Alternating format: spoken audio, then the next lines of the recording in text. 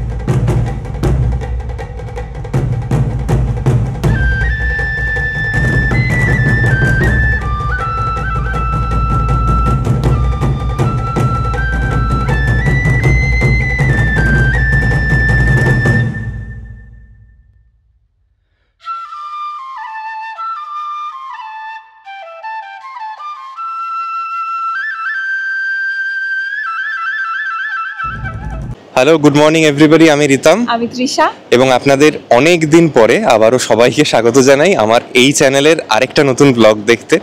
আজকে 17ই অক্টোবর 2025 আমরা কলকাতা বিমানবন্দর থেকে রওনা দিচ্ছি জয়সালমেরের উদ্দেশ্যে। তো রাজস্থানের সাথে আমরা সিনেমা দিয়ে খুব কানেক্টেড, সে সোনার কেল্লাই বলুন আর রুদ্ধশ্বাস রাজস্থানী বলুন। আর চোখের সামনে দেখবো সোনার কেল্লাকে, এছাড়াও যাব যোধপুর, ঘুরে দেখাবো জয়পুরও। আমরা এখন দাঁড়িয়ে আছি কলকাতার আন্তর্জাতিক বিমানবন্দরে। আজকে আমাদের এখান থেকে কিন্তু ডিরেক্ট ফ্লাইট নেই জয়সলমের অবধি। আমরা প্রথমে কলকাতার বিমানবন্দর থেকে যাব নিউ দিল্লি। নিউ দিল্লিতে ঘন্টা দেড়েকের একটা লেওভার আছে, সেই লেওভারটি কাটিয়ে আমাদের আবার একটা বিমান ধরতে হবে, যেটি আমাদের দিল্লি থেকে নিয়ে যাবে জয়সলমের অবধি। একটাই জাস্ট কথা বলবার, কলকাতা থেকে অনেকভাবেই জয়সলমের পৌঁছানো যায়, তার মধ্যে flight is just one of the options. এটা কেন বলছি, কারণ এই যে জয়সলমেরের এয়ারপোর্ট, এটা মিলিটারি অপারেটেড একটি এয়ারপোর্ট এবং এটা শুধু ট্যুরিস্ট সিজনে অপারেশনাল থাকে। ইন দ্য সেন্স 1 অক্টোবর থেকে 1 এপ্রিল অবধি। গরমের সময় যে মরশুমটিতে রাজস্থানে পর্যটক হয় না, সে সময় কিন্তু জয়সলমের এয়ারপোর্ট নন ফাংশনাল থাকে, যেটুকু আমি শুনেছি।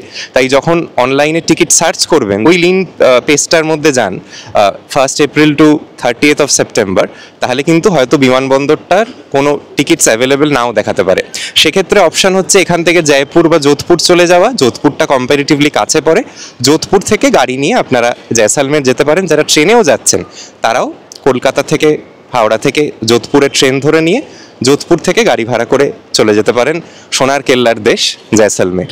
অনেকেই জানেন কলকাতার বিমানবন্দরের ভিতরেই কিন্তু খুলে গেছে উড়ান যাত্রী ক্যাফে, যেখানে বেশ রিজনেবল রেটে আপনারা স্ন্যাক্স পাবেন।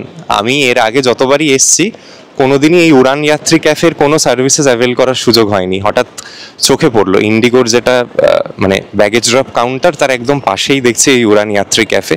এখানে কি কি জাতীয় খাবার পাওয়া যায় একটু দেখি, আর তার দাম কি। চা 10 টাকা, জলের বোতল 10 টাকা, কফি 20, মিষ্টি 20, সামোসা 20। বেশ রিজনেবল বলতে হয় এয়ারপোর্টের তুলনায়, কি বলিস?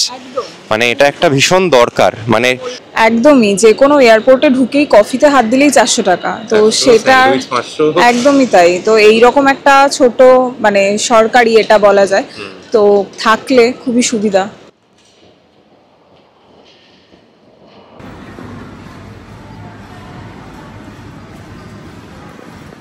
আচ্ছা, বাকি সব ইম্পর্টেন্ট ইনফরমেশন তো আপনাদের দিলাম আমি আর তৃষা। যেটা মেইন কথা বলবার সেটা হচ্ছে আমাদের ফ্লাইটের টিকিটের খরচ কীরকম পড়েছে, যেটা একটা খুব ইম্পর্টেন্ট অ্যাসপেক্ট। আমি না মাসখানেক আগেই টিকিটটি কেটেছি, আর এখন তো একদম পিক সিজন বলতে পারেন। এই ট্যুরিস্ট সিজন শুরু হলো, দিন 15 হলো রাজস্থানে। গরম কিন্তু এখনও দিনের বেলা ভালোই আছে অক্টোবর মাসটাতে। Day temperatures are rising to around 35 degree, আর রাত্রিবেলা কমে 17-18 ডিগ্রিতে নামছে।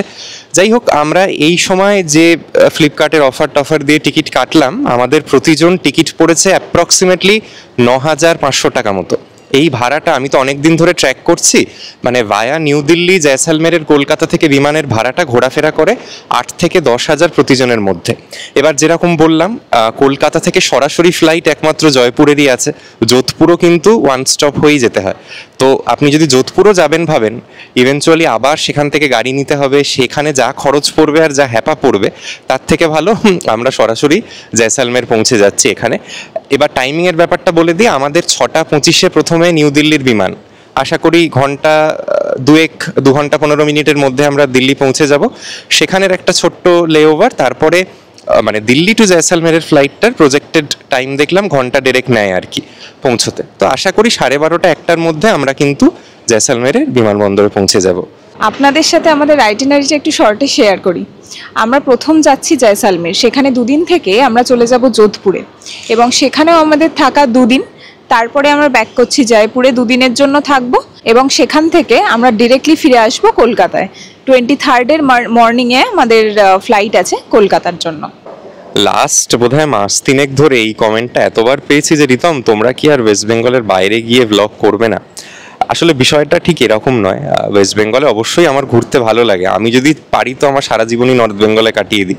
কিন্তু বিষয়টা হচ্ছে যে আমাদের ছুটি ছাটা, দুজনের চাকরি যেহেতু একটা ফুল টাইম প্রফেশন আর কি আমাদের কাছে, তো সেটার থেকে ছুটি ছাটা বার করে একসঙ্গে একটা প্ল্যান কোঅর্ডিনেট করে কোথাও যাওয়াটা একটু কঠিন হয়ে ওঠে মাঝে মধ্যে, তাই যাওয়া হয় না। এর বাদে আর কোনো কারণ নেই। তবে হ্যাঁ, আমরা যেরকমভাবে এবার প্ল্যানটা করেছি, আশা করি যারা আপনারা আগামী দিনে পরিবারের সঙ্গে রাজস্থান যাবেন তাদের কিছুটা সাহায্য হবে, মানে in terms of where to stay, things to see. যারা হয়তো আমাদের মতো প্রথমবার রাজস্থান যাচ্ছেন বা অনেক দিন আগে রাজস্থান গেছেন, এখন অনেকটাই নিশ্চয়ই সমস্ত কিছু পাল্টে গেছে। তো আমরা আমাদের মতো সাধ্যমতো চেষ্টা করব সমস্ত তথ্য আপনাদের সামনে রাখবার। এবার পালা প্রথম ফ্লাইটটিতে বোর্ড করবার।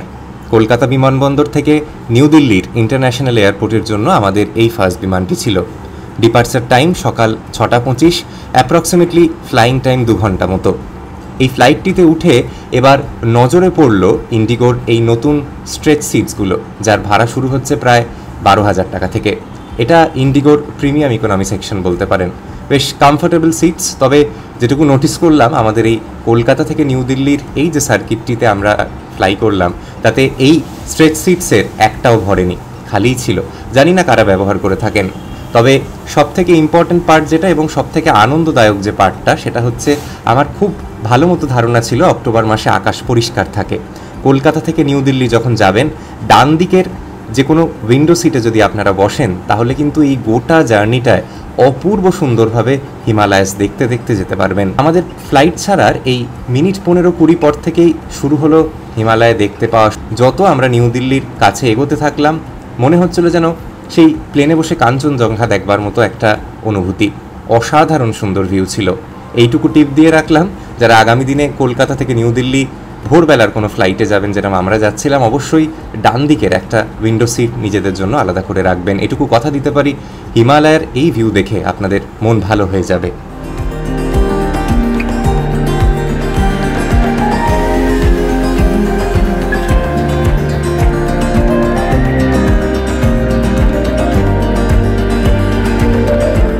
আমাদের জার্নির ফার্স্ট ল্যাপ কমপ্লিট হলো। দিল্লি এয়ারপোর্টে পৌঁছে গেছি সময়ের অনেকটা আগেই, এখন সবে 8:25 বাজে। আমাদের জয়সালমেরের ফ্লাইটটা অ্যাকচুয়ালি 11:30-এ ছাড়বার কথা ছিল, শুনলাম সেটাকে 10 মিনিট এগিয়ে দিয়েছে। এবার মজা হচ্ছে, টার্মিনাল 1-এ একটা ইলাবোরেট লিস্ট অফ ফ্লাইটস আছে যেগুলো আপকামিং ডিপার্চার্স। আমাদের 11:20 এখন যেটা মানে রিশেডিউল্ড ফ্লাইট জয়সালমেরের উদ্দেশ্যে, সেটার কিন্তু কোনো এখানে অ্যাটলিস্ট দেখলাম না মার্কিং। তো এবার বুঝতেও পারছি না যে অন্য জায়গায় যেতে হবে কিনা। লাগেজটা এটুকুন ধারণা আছে, যেহেতু ইন্ডিগোরই পরের ফ্লাইট, ওরা নিশ্চয়ই জয়সালমেরে ডিরেক্ট কানেক্ট করিয়ে দেবে, মানে এখান থেকে আর লাগেজটা নিতে হবে না। একটু ধোঁয়াশা, এই দিল্লি এয়ারপোর্টটা এত বড়। এখন আমাদের ইন্ডিগোর কোনো গ্রাউন্ড স্টাফকে খুঁজতে হবে যিনি অ্যাকচুয়ালি গাইড করতে পারবেন। এই রকম টার্মিনাল 1-এর ট্রান্সফারের সেকশনটা, এখানে লিস্ট অফ ফ্লাইটস দেখছি, তবে আমাদের ফ্লাইটের কোনো দেখা নেই। অন্যান্য সমস্ত ফ্লাইট কিন্তু এখানে লিস্টেড। আমাদের আবার সিকিউরিটি চেকের মাধ্যমে বেরোতে হলো। সিকিউরিটি চেক যেখানে হচ্ছে তার পাশেই একজন ইন্ডিগোর গ্রাউন্ড স্টাফকে পেয়েছিলাম, যিনি বলে দিলেন যে না, টার্মিনাল চেঞ্জ করবার দরকার নেই, আমাদের লাগেজও সরাসরি জয়সালমেরেই পাবো। তাই আপাতত অনেকটা সময়, প্রায় 3 ঘন্টা সময় দিল্লি এয়ারপোর্টে যদি লাউঞ্জ পাই এই টার্মিনালে কোথাও, তাহলে লাউঞ্জে গিয়ে সময় কাটাবো, আপনাদেরও দেখাবো লাউঞ্জের ফেসিলিটি কীরকম। ইচ্ছে করি ওই জন্য আমরা কলকাতার লাউঞ্জের ফেসিলিটিটা অ্যাভেল করিনি, দিনে 2টো লাউঞ্জ অ্যাক্সেস নষ্ট করে লাভ নেই। এখন ঘড়িতে বাজে কম বেশি সকাল 9টা, আশা করি 11টার মধ্যে আমরা পরের ফ্লাইটে বোর্ড করে যাব।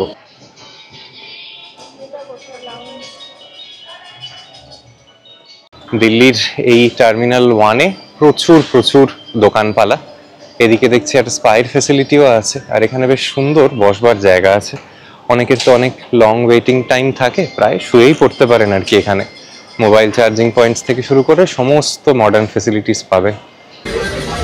আচ্ছা, এই দিকেই দেখাচ্ছে এখানে লাউঞ্জগুলো আছে, এবার ঠিক কোন জায়গায় আমার জানা নেই, একটু খুঁজতে হবে। বড় বড় ব্র্যান্ডের স্টোর। তৃষার কি দিল্লি এয়ারপোর্টে এটা নিয়ে দ্বিতীয়বার আসা? আগের বার আমরা যখন মানালি গেছিলাম তখন এখান থেকে কালকা হয়ে গেছিলাম, তবে সেটা বোধহয় অন্য টার্মিনাল ছিল জানিস, আর একটু পুরনো লাগছিল। হ্যাঁ, এই টার্মিনালটা বেশ একটা ঝাঁ চকচকে ভাব আছে। বিরাট জায়গা, মানে কোথায় শুরু কোথায় শেষ হিসেব নেই। সব ফরেন ব্র্যান্ডস আছে কিন্তু অনেকটা না, আমাকে কিছুটা বলবো দুবাইয়ের এয়ারপোর্টের কথা মনে করাচ্ছে। দেখুন দিওয়ালির জন্য এয়ারপোর্টের ভিতরে কি সুন্দর সাজানো হয়েছে। ওই ওপরে বাঁদিকে এনকাম লাউঞ্জ দেখতে পাচ্ছি। I hope our card works and we get access to the lounge.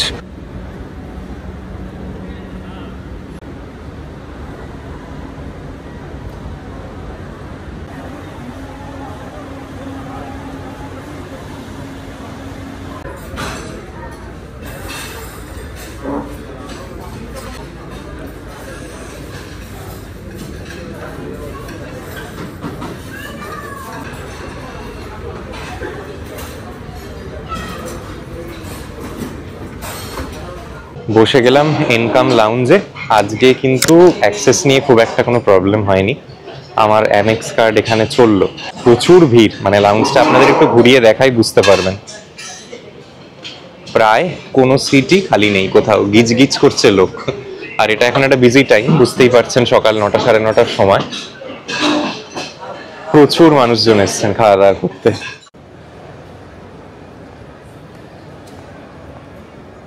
আমরা আসবার পর থেকে বারবার বলছি না যে আমাদের জয়সালমেরের ফ্লাইটের লিস্টিংটা যেন কোথাও দেখতে পাচ্ছি না। পরে নোটিস করলাম 11টা 20-তে একটা ফ্লাইট দেখাচ্ছে, তবে সেটা জেএল এর ফ্লাইট, মানে জাপান এয়ারলাইন্সের ফ্লাইট। জানি না জাপান এয়ারলাইন্স আর ইন্ডিগোর কোনো টাই আপ আছে কিনা, মানে যখন স্ক্রিনেও ফ্ল্যাশ করছে প্রথমে জেএল দেখাচ্ছে, তারপর সেটা সোয়াইপ করে গিয়ে ইন্ডিগো আসছে, ওই জন্য আমরা নোটিসও করিনি আর কি। যাই হোক, প্লেনটায় উঠলে বোঝা যাবে, হয়তো অপারেটেড বাই জেএল, আর ওরা হয়তো ইন্ডিগোর সাথে টাইড আপ, যে ইন্ডিগোর প্যাসেঞ্জার জেএলএ মানে ট্রান্সফার্ড হয়ে যাবে। তো এই জন্যই বুঝতে পারছিলাম না এতক্ষণ। আজকে আমাদের জয়সালমেরের ফ্লাইট দিয়েছে হচ্ছে গেট নাম্বার 12-এ। অনেক হাঁটতে হচ্ছে, মানে এয়ারপোর্টের এক অংশ থেকে এক অংশ হেঁটে যেতে মোটামুটি বোধহয় 1.5 কিলোমিটারের হাঁটা পড়ে গেল।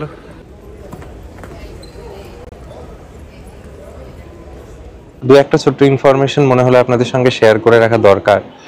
অনেক মানুষই দিল্লি চলে আসেন ফ্লাইটে কলকাতা থেকে, এবং দিল্লি থেকে জয়পুর যান, যোধপুর যান, জয়সালমের যান। দিল্লি থেকে কিন্তু জয়সালমেরের ডিরেক্ট ট্রেন আছে। আমি এই আইআরসিটিসির অ্যাপে দেখছিলাম আর কি কি কানেক্টিং অপশনস আছে। দিল্লি থেকে সব থেকে ভালো যে ট্রেনটা, সেটাও 17.5 থেকে 18 ঘন্টা সময় লাগে জয়সালমের পৌঁছতে, তবে ডিরেক্ট যায়, এটা একটা সুবিধে। একটা ট্রেন যেরকম আছে সকাল 8:55 ছাড়ে, রাত 2:30টায় পৌঁছয়। আর দুটো ট্রেন আছে ভোর 4:30টায় ছাড়ে, রাত 11টায় জয়সালমের পৌঁছয়। যারা রাজধানী করে এসে ধরবেন ভাবছেন ট্রেনগুলো, তাদের ক্ষেত্রে আবার এই ট্রেনগুলো খুব একটা সুইটেবল নয়, আপনাদের দিল্লিতে সেক্ষেত্রে একটা দিন কাটাতে হবে। তাই অনেক মানুষ, আমরা ট্রিপটা ফার্দেস্ট পয়েন্ট থেকে শুরু করে নিয়ারেস্ট পয়েন্টে শেষ করছি, যেহেতু আবার জয়পুর থেকে ফ্লাইট ধরবো। অনেকে কিন্তু ওই জন্য শুরুটা জয়পুর থেকে করে, কারণ নিউ দিল্লি থেকে জয়পুরের কানেকশনটা খুব ইজি, সড়ক পথেও খুব সহজে যাওয়া যায়, প্লাস প্রচুর ট্রেনের কানেকশন আছে, ভালো ভালো ট্রেন চলে এই রুটের মধ্যে। তো দেখবেন আপনাদের যেটা সুবিধা হয়। আমরা এই সরাসরি ফ্লাইটটা নিয়েছি একটা কারণে, যে আমার কাছে অ্যাটলিস্ট ওই তৃষাও যেরকম সকালে বলছিল, যবে থেকে সোনার কেল্লা সিনেমাটি দেখেছি এই জয়সালমের শহরটার প্রতি একটা আলাদাই আকর্ষণ আছে। মানে আমি উদয়পুর, যোধপুর, জয়পুর এগুলো হয়তো খুব সহজে দেখে নিতে পারতাম, এতটা হ্যাসেল হতো না বা অনেক কম টাকায় প্লেনের টিকিট হতো। তবে প্রথমবার রাজস্থান আসছি, বাঙালি হিসেবে জয়সালমের যাব না, এইটা কিন্তু মানে আমি মেনে নিতে পারিনি। জয়সালমেরের ওই দিগন্ত বিস্তৃত বালিয়ারি, সোনার কেল্লা, অপূর্ব সুন্দর থার ডেজার্ট, এই সব কিছুর প্রতি ছোটবেলা থেকে একটা অসম্ভব আকর্ষণ ছিল। আজকে সত্যি কথা বলতে আমার স্বপ্ন পূরণ হচ্ছে। নিউ দিল্লি থেকে জয়সলমেরগামী এই বিমানটিতে প্রচুর বিদেশি পর্যটক চোখে পড়ল, প্রায় 50-50 কাউন্ট বলা যেতে পারে। এটাই ইন্ডিকেট করে রাজস্থান কিন্তু এখনও বিদেশি পর্যটকদের মধ্যে ভীষণ জনপ্রিয়। আগামীতে যখন এখানে ড্রাইভারদের সঙ্গে বা অন্যান্য ট্যুরিস্ট এজেন্টদের সঙ্গে কথা বললাম, তারাও বলছে এই রাজস্থানের ট্যুরিজমের একটা মূল ভিত্তি কিন্তু বিদেশি পর্যটকরা। যাই হোক, একটা খুব ইম্পর্টেন্ট জিনিস দেখাই। প্লেন যতই জয়সালমেরের দিকে এগোতে থাকলো এই 1 ঘন্টা ফ্লাইং টাইমের মধ্যে, আমরা কিন্তু নিচে থার মরুভূমির একটা দুর্দান্ত ভিউ পেলাম প্লেন থেকে।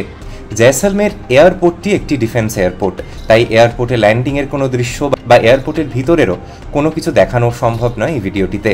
আপনাদের সঙ্গে আবারও দেখা হবে জয়সালমের এয়ারপোর্টের বাইরে বেরিয়ে। সেখানে আলাপ করাবো আমাদের এই গোটা ট্রিপের ড্রাইভারের সঙ্গে, যিনি অত্যন্ত একজন ভালো মানুষ ছিলেন এবং তার হাত ধরেই কিন্তু আমরা দারুণভাবে ঘুরেছিলাম 6 নাইট 7 ডেজের জন্য গোটা রাজস্থান।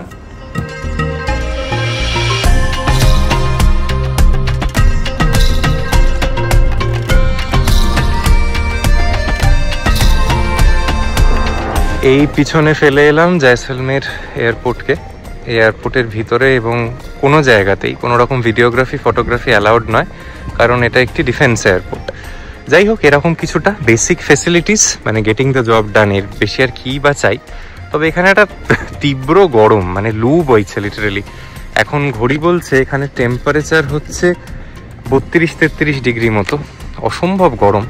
আমাদের যে গাড়ি নিতে এসছেন তাকে আগে থেকেই বুক করা ছিল, সমস্ত তথ্য পরে দেব। একটি ইনোভা গাড়ি, ইনি আমাদের সঙ্গে গোটা ট্রিপটায় থাকবেন এই 6 নাইট 7 ডেজের, এবং আমাদের হোটেল ড্রপ, যে কোনো ঘোরা টোরা উনিই সব করাবেন। এই এয়ারপোর্ট থেকে বেশ কিছুটা কিন্তু এগিয়ে এসে এখানে পার্কিংটা আছে। এই হচ্ছে জয়সালমের এয়ারপোর্টের পার্কিং। এখানে দেখছি এমনি লোকাল অটোও আছে। মানে মেইন যে সোনার কেল্লা বা ফোর্টের যে চত্বর যেখানে লোকজন থাকতে চায়, সেটা কিন্তু এয়ারপোর্ট থেকে বেশ খানিকটা দূর। মানে আমাদের হোটেলটাই সোনার কেল্লার কাছাকাছি, সেটা প্রায় 15 কিলোমিটার দূর। এখান থেকে 8 ঘন্টা মতো সময় নেবে যেতে। এই হচ্ছে আমাদের গাড়ি, একটি ইনোভা ক্রিস্টা গাড়ি। আশা করি খুব কমফর্টেবলি যেতে পারবো এবং এসির প্রয়োজন তো অবশ্যই পড়বে।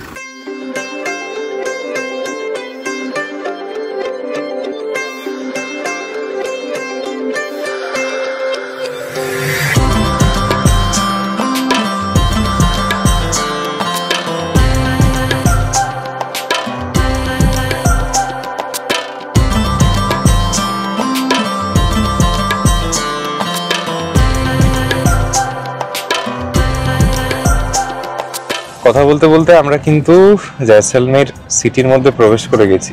এয়ারপোর্ট থেকে মিনিট 10 বেরোনোর পরেই আমরা কেল্লা দেখতে পেয়ে গেছি আসার পথেই।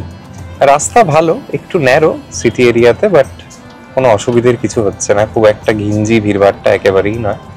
আর আমাদের হোটেল যেটা আমরা উঠবো, গাজী হোটেল জয়সালমের বলে, সেটা ফোর্টের কাছাকাছি। তাই আমাদের ফোর্টে আসা বা লোকাল যে পয়েন্টসগুলো ঘুরে দেখবার, সেগুলোর জন্য বিরাট কোথাও যাতায়াত করার প্রয়োজন পড়বে না। এখন তো অলরেডি ঘড়িতে বেজে গেছে 1:15। আজকে খুব একটা আর কিছু করবার সুযোগ থাকবে না। মূলত যা সাইট সিইং করবার সেগুলো কাল করে নিয়ে আমাদের ডেজার্ট ক্যাম্পের দিকে যেতে হবে। সে সমস্ত গল্প পরের পর্বে বলবো আপনাদের। আজকে আমাদের সানসেট হওয়ার আগে যেটুকু সময় আছে, দেখি কিভাবে কি করা যায়। উনি কিছু সাজেশন দিয়েছেন, সেগুলোই কথা বলে দেখি কতটা হয়। সানসেটটা ভালো দেখার ইচ্ছে আছে ফোর্টেরই কোনো অংশ থেকে। আর এখানে লেক আছে, কিছু পার্ক টাইপের আছে, সেগুলো আমরা ঘুরে ঘুরে দেখবো যতটা যা হয়। সময় কম, দুদিনে কখনোই একটা গোটা সিটিকে দেখা বা বোঝা সম্ভব হয় না, অন্তত 3-4 নিয়ে এলে ভালো। ঠিক আছে, যেটুকু হয় সেটুকুই ঘুরে দেখবো, যে পয়েন্টসগুলো বাকি থাকলো নয় আগামীবার হবে।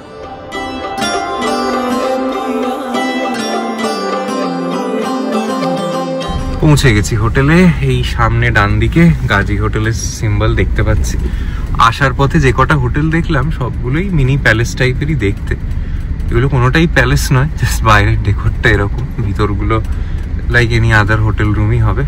এইরকমই দেখুন গাজী হোটেলের বাইরের ফাসাড হচ্ছে আমাদের হোটেল। কি সুন্দর লাগছে না? এইখান দিয়ে উঠে উনি বললেন এইখান থেকে ফোর্ট খুবই কাছে, এর উপরে একটা ক্যাফে আছে যেখান থেকে দারুণ ভিউ পাওয়া যায় সানসেটের। তো আমাদের আর লাগবে না, কারণ আমাদের এই যে হোটেল সেটারও টপ ফ্লোর থেকে ব্রেথ টেকিং ভিউ আছে প্যালেসের, এবং এনাদেরও ক্যাফেটেরিয়া আছে। এখানে যেটুকু দেখছি এনাদের রেস্তোরাঁর ফেসিলিটি আছে, ডেজার্ট সাফারির ব্যবস্থাপনা ওনারাই করে দেয়। ওটা গলিটা দেখুন, মনে হচ্ছে যেন একটা টাইম ট্রাভেল করে বোধহয় 500 বছর পিছিয়ে গেছি, এরকম একটা ফিল হচ্ছে। প্রথমবার এসছি তো, পুরো ভিউটাই অন্যরকম এই গোটা লেনটার।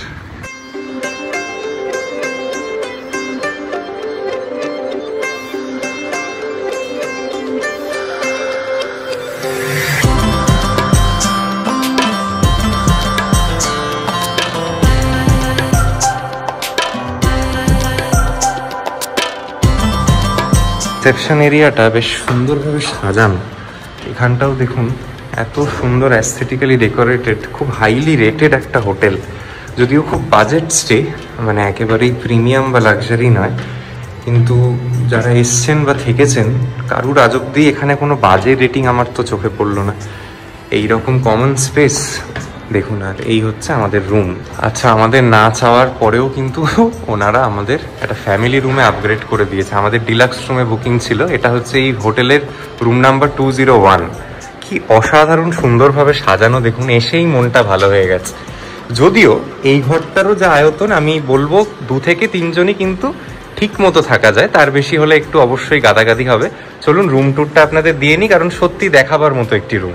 এইটা হচ্ছে এখানের ফ্যামিলি রুমের কনফিগারেশন। পিছনের দেয়াল, পুরো সাজসজ্জা সবটাই একটা ছোট হাভেলির মতো করে ওনারা বানিয়েছেন। আমি বারবারই বলছি, এটা ইটসেলফ কোনো হাভেলি বা ফোর্টের অংশ নয়, এটা ডেকোরেশনটা এরকম। ফ্যান, এসি সব আছে, একটা দারুণ বসবার জায়গা। একটা বলছি ভুল করে, এখানে একটা, এদিকে একটা। তবে হ্যাঁ, এখান থেকে কিন্তু সোনার কেল্লার ভিউ নেই, এগুলো ফোর্ট ভিউ রুম নয়। এখান থেকে এমনি বাইরের রাস্তার অংশটা দেখা যাচ্ছে। এখানে একটা সুন্দর ওয়ার্ক ডেস্ক করা, একটা দারুণ আয়না দেওয়া, এখানে এসি, এদিকটা টিভি, একটা mini fridge, towel, shampoo, body soap এগুলো ওনারা দিয়েছেন। এখানে 2টো চেয়ার আছে, আর এদিকে কিছু জামা কাপড় ঝোলানোর জায়গা, কারণ এই রুমটার যে আয়তন এখানে ওয়ার্ড্রপ করবার জায়গা নেই, তো এখানে জামা কাপড় রাখতে পারেন। আর এটা হচ্ছে এই রুমটির সঙ্গে অ্যাটাচড ওয়াশরুম। ওয়াশরুমটা কিন্তু অনেকটা স্পেশিয়াস, গিজারের ফেসিলিটি আছে, ওয়েস্টার্ন টয়লেট আছে অনেকটা জায়গা জুড়ে, এবং খুব পরিষ্কার পরিচ্ছন্ন। তৃষা, এই পর্দাগুলো একটু সরিয়ে দেখা। সিট আউট এরিয়ার পিছনে কি কিছু ভিউ আছে? এই পাশের একটা বাড়ি আর একটা হোটেলই দেখা যাচ্ছে। এইটার উল্টো দিকে আছে হচ্ছে হোটেল সাভানা গেস্ট হাউস বলে, এইরকম কিছুটা। যাই হোক, আমাদের কিন্তু ভালোই লাগছে, কি বলিস? এটা একটা নতুন রকম হোটেল। ঠিক ঠিক ঠিক, একটা ট্র্যাডিশনাল ফিল আছে। আচ্ছা, আমাদের এবার গোটা যে ট্রাভেলটা আমরা করছি, মানে কোন জায়গায় আগে যাব, কোন জায়গায় পরে যাব, কোথায় কোন অ্যাকোমোডেশনে থাকলে সুবিধা হয়, ডেজার্ট ক্যাম্পের বুকিং, সাইট সিইং এর প্ল্যান, সমস্তটা আমাদের জন্য করে দিয়েছে হচ্ছে ট্যুর পিকার্স। ওনাদের সঙ্গে আপনারা যোগাযোগ করতে পারেন for your customized Rajasthan trip. এর সঙ্গে লজিক্যালি উদয়পুরটা ঘুরে নেওয়াটা উচিত। আমাদের সময়ের স্কারসিটির জন্য আমরা করে উঠতে পারছি না। আমরা ঠিক যেভাবে ঘুরছি, যে মানের হোটেলে থাকছি, সেখানে থাকলে বা এরকম গাড়িতে ঘুরলে 2 জন, 4 জন এবং 6 জন গেলে ঠিক কত খরচ পড়তে পারে এই এজেন্সির সঙ্গে, সেটা আমি নিচে ডিসক্রিপশন বক্সে দিয়ে দেবো।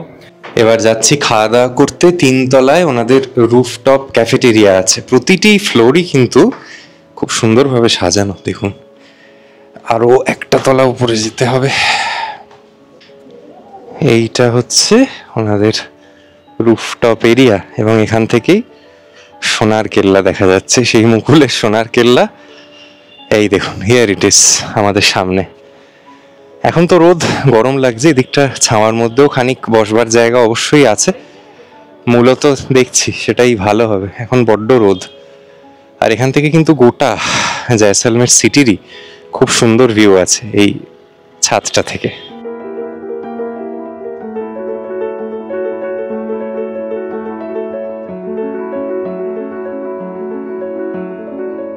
এই যে ফ্লোরটা, এরও ওপরে যাওয়া যায় কিন্তু এই সিঁড়ি ধরে, মানে যেটা হচ্ছে অ্যাকচুয়াল সানসেট পয়েন্ট, সেখান থেকে ভিউটা আরও আনঅবস্ট্রাক্টেড। চলুন যাওয়া যাক।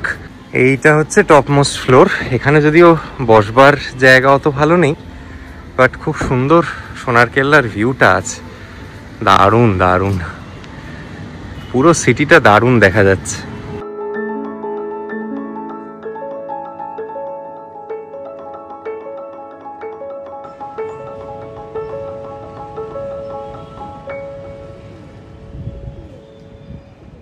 আচ্ছা, ওপরের রুফটপ সেকশনটা এখন প্রচণ্ড গরম এবং রোদ, তাই আমরা খাবার ঘরে আনিয়ে নিলাম। এটা ভেজ রেস্টুরেন্ট তৃষা, তাই তো দেখলাম শুধু বললো ডিমের কারিটা করে দিতে পারে এখানে। তো এই গাজী হোটেলের ইনহাউস রেস্টুরেন্টের দামও কিন্তু খুব বেশি নয়। আমি যেটুকু দেখলাম এই প্লেন চাপাটি ওনারা 15 টাকা করে নিয়েছেন, ঠিকঠাক সাইজ ভালো। আর এই পনির বাটার মশালার রেট ছিল 300 টাকা। এইটা কিন্তু এখানের খাবার দাবারের রেট। আমরা যে প্যাকেজে এসেছি তাতে লাঞ্চ কিছু ইনক্লুডেড নেই, আমাদের ব্রেকফাস্ট আর ডিনারটা কমপ্লিমেন্টারি। তো আমরা আমাদের ইচ্ছে মতো লাঞ্চটা যা ইচ্ছে খাবো, যেদিন যেরকম সুযোগ হবে। ভাতও আছে, অন্যান্য ভেজ পদ সবই পাবেন। ঘড়িতে বাজে এখন বিকেল 5:15। ডে লাইট থাকবে আরো ঘন্টা দেড়েক মতো। আমরা এবার একটু ঘুরতে বেরোলাম। দেখি গাদিসার লেকে যাওয়ার ইচ্ছে আছে। গাদিসার লেক আমাদের হোটেল থেকে 2.8 কিলোমিটার, ফোর্টটা 1.5 কিলোমিটার মতো। আশপাশটা কিছুটা এরকম লাগছে এখন। এখন আর অতটা গরম নেই, যত আরো বিকেল নামবে তত ঠান্ডাটাও বাড়বে। আমাদের হোটেলের উল্টো দিকে আরেকটা এরকম হাভেলি টাইপের হোটেল আছে, যেটার নাম হোটেল মীরা মহল। আর এই মেন রাস্তা, তো এখান থেকে এই সামান্য একটু ঢুকতে হচ্ছিল আমাদের হোটেল পৌঁছানোর জন্য।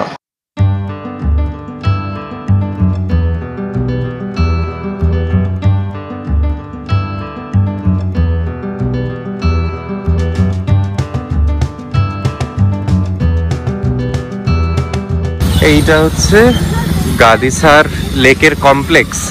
এখানটা এখন কাজ হচ্ছে দেখছি। গাড়ি আমাদের এই পিছনে ছেড়ে রেখে এই সামান্য আগে অবধি হেঁটে যেতে হবে। হোটেল থেকেই মিনিট 3-4 নিল গাদিসার লেক আসতে। এই ধার বরাবর প্রচুর জিনিস বিক্রি বাট্টা হচ্ছে।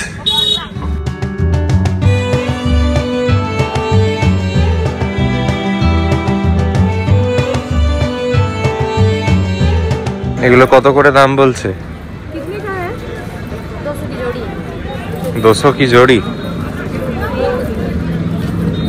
সুন্দর বিভিন্ন রকম মহিলাদের সাজের দ্রব্য। আবার এদিকে লেদার গুডস, আর এই দেখো সেই বিখ্যাত পাগড়িগুলো বিক্রি হচ্ছে।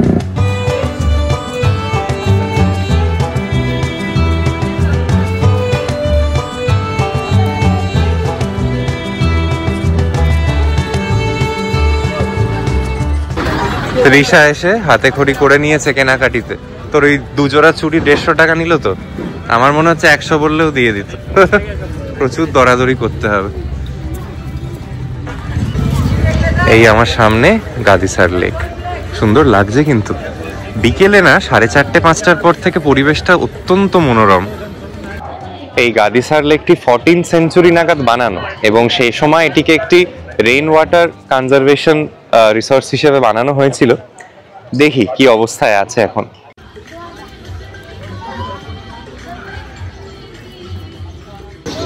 এখানে আবার বোটিং এরও প্রভিশন আছে, pedal boat, shikara boat.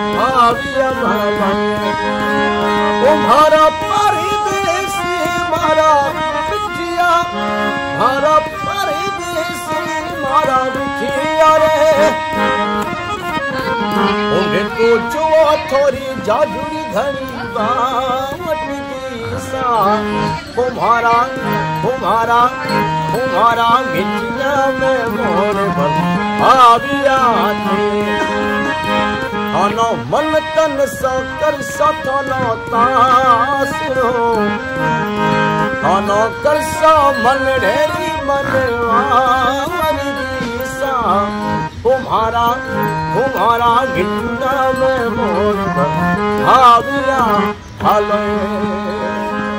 গাদিসার lake তো সুন্দর ছিলই, তার থেকেও সুন্দর যে বিষয়টি ছিল সেটা হচ্ছে এখানের এই যে শিল্পীর গান আপনাদের শোনালাম, কি অপূর্ব গলা, মানে ক্লাসিক্যাল মিউজিকের ওপর দখল দেখে মাথা খারাপ হয়ে যায়। আমি গান ভীষণ ভালোবাসি, তো এরকম গুণী কোনো শিল্পীকে রাস্তায় বসে থাকতে দেখলে ভীষণ খারাপ লাগে। এখানে বোধহয় ঘরে ঘরে এই মানে রাজপুত যে কালচার, এখানে এই ক্লাসিক্যাল মিউজিকের একটা দারুণ ইনফ্লুয়েন্স আছে। অসাধারণ গলা ভদ্রলোকের। আমাদের যিনি ড্রাইভার তার থেকে সাজেশন নিচ্ছিলাম কি করা উচিত, মানে সানসেটটা মানে ক্যাফে এমন কোথাও বসা উচিত যেটা কেল্লার বাইরে, সেখান থেকে কেল্লাটা দেখা যাবে, সেটা বেটার অপশন, নাকি কেল্লার ভিতরেই যে ক্যাফেগুলো আছে সেখানে বসে সানসেট দেখা। তো উনি আমাদের কাকু ক্যাফে বলে একটি ক্যাফের কথা বললেন, যেটা আমাদের হোটেলের কাছাকাছি একটি জায়গায়। তো সেখানে বসে আমরা আপাতত সানসেটটা এনজয় করব উইথ দি ফোর্ট ভিউ। আর প্যালেসে ঘোরা, পাটমঙ্কি হাভেলি, এই জায়গাগুলি কাল সকালে করে আমরা স্যাম স্যান্ড ডিউনসের দিকে যাব। ক্যাফে দি কাকু।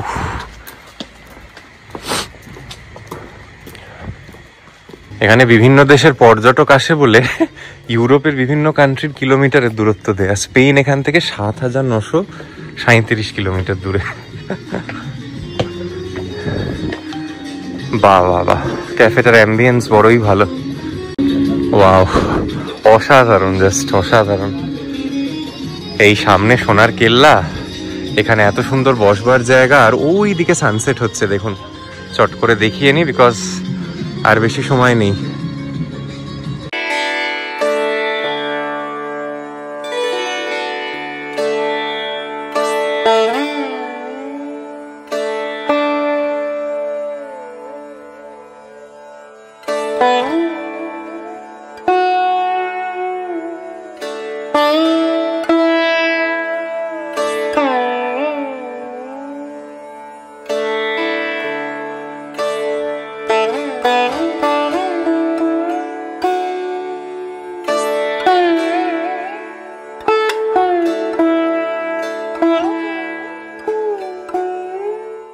আচ্ছা, একটা জিনিস একটু দেখিয়ে রাখি। এই যে আমরা কাকুদি ক্যাফেতে বসেছি, আস্তে আস্তে এবার শহরে আলো জ্বলছে।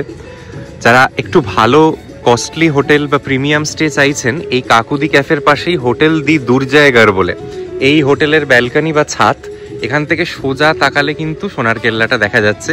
তার মানে এটার ইন্ডিকেট একটা জিনিসই করছে, এখানের যে ঘরগুলি সেখানে কিন্তু ফোর্ট ভিউ রুম আছে। এখানে আমি অনলাইনে দেখছিলাম ৫,৫০-৬ হাজার টাকা মোটামুটি রুম ভাড়া। তবে ওয়ার্থ স্পেন্ডিং আর কি, একদম সারাটা দিন আর কি, সকাল থেকে রাত ঘরে বসে সোনার কেল্লার একটা ভিউ পাবেন। কিন্তু এই ক্যাফেটাতে আমরা যদিও শুধু কোল্ড কফিটুকুই খেয়েছি, তবে আমি একটা ক্যান্ডিড জিনিস বলতে চাই, এখানের সার্ভিস বা খাবার কোনোটাই আমার দারুণ এক্সেপশনাল কিছু লাগেনি। এখানে আসবেন ওই সানসেট ভিউটার জন্য, এখানে ওরকম কোনো কফি, চা বা টুকটাক স্ন্যাক্স নিয়ে বসার জন্য ঠিক আছে। দারুণ ফাইন ডাইনিং এক্সপিরিয়েন্স এখানে হওয়ার নয়, আমার তৃষা দুজনেরই একই মত। এবং এই ক্যাফেটার অদ্ভুত, আমি জানি না কি ঠিক হিসেবে এনারা বানিয়েছেন, বাইরে থেকে আপনি যদি দেখেন মনে হবে যেন ক্যাফেটেরিয়াটা বন্ধ, লোকজন নেই। আপনি যখন আসছেন কেউ এগিয়ে এসে কথা বলছে না, কিরকম সব অদ্ভুত 4টি বাইরের লোক বসে আছে। আর এটার আমি যেটা শুনেছিলাম খুব ভিড়ভাট্টা হয়, এখন দেখুন আমি আর তৃষা বাদে একজন ফরেনার দম্পতি আর এদিকে অন্য দুটো ছেলে বসে আছে, পুরোটাই খালি কিন্তু, তাই তো? অন্য কাউকে আমি দেখছি না। আস্তে আস্তে যাই হোক, এই যেটা বিউটি আসলে এই ক্যাফেতে বসে থাকলে সানসেটের একরকম সৌন্দর্য পেলেন। এবার যত শহরে আলো জ্বলে উঠবে, আপনি তো একদম একটা এলিভেটেড পয়েন্টে আছেন, মানে আশপাশটার সৌন্দর্যটা কিন্তু দারুণ লাগবে এই ক্যাফেতে বসে। এইটাই মূল পাওনা। দারুণ খাবার দাবার পাবেন এই আশাটা রাখবেন না। আমাদের অ্যাটলিস্ট খুব ভালো সার্ভিস বা খাবার মনে হয়নি।